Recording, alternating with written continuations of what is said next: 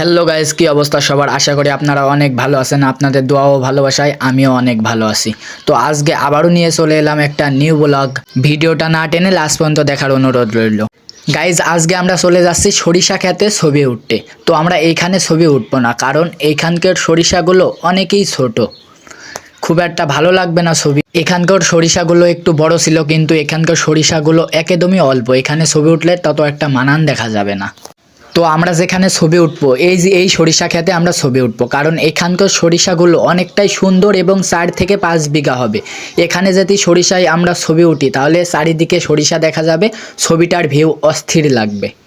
আমি তো সরিষাগুলো দেখে একদম মুগ্ধ হয়ে গেছিলাম। একসাথে 8টি সরিষা। এই সরিষারগুলো ভিউ আপনি কিন্তু শহরে থেকে পাবেন না। এই সরিষার ভিউ নিতে আসলে আপনার আসতে হবে গ্রামে। তো গাইজ, দেখতে পাচ্ছেন কত সরিষা ক্ষেত, কত খালি সরিষা ক্ষেত আর সরিষা ক্ষেত। এখানে অনেক সুন্দর একটা দৃশ্য। এই ভিউটা আপনি লাখ লাখ টাকাও পাবেন না।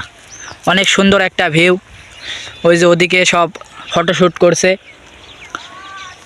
আমার জীবনে মনে হয় এইটাই প্রথম এত সরিষা ক্ষেত একসাথে দেখলাম।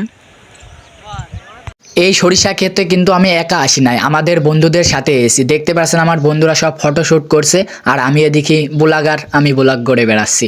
দেখতেই পারছেন ভিউটা তো আমার কাছে অস্থির লাগছিল, কারণ চারিদিকে হলুদ আর হলুদ। আর এই যে আমার বন্ধুরা ছবি করছে, আর এই যে এই সাইডটা তত একটা সরিষা না। আমি জানি না এই ভিডিওয় কতটুক ভালো দেখাতে পারছি, কিন্তু আমি বাস্তবে দেখে আমি তো পুরাই মুগ্ধ হয়ে গিয়েছিলাম। এটা একমাত্র অনেক সুন্দর সুন্দর জায়গা, আর সূর্যটা তো দেখতেই পারছেন কতটা সুন্দর, আর শুধু সরিষা আর সরিষা। এই ভিডিওর ভিতর আমি ব্লগ করছিলাম আর কিছু ফটোশ্যুট করে নিলাম আমি আমার বন্ধুদের সাথে।